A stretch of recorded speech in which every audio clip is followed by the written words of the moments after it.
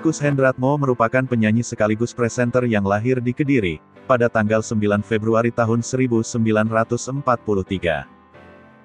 Dilansir laman resminya, pendopokushendratmo.com, Kus Hendratmo memutuskan pindah dari Yogyakarta ke Jakarta pada 1964.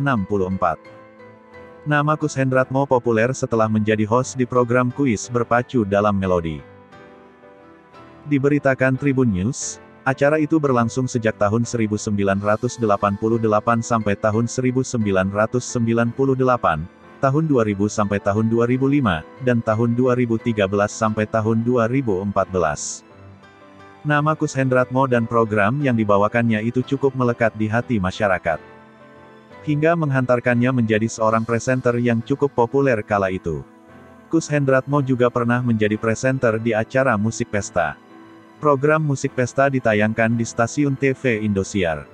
Selain sebagai presenter, ia juga dikenal sebagai penyanyi senior.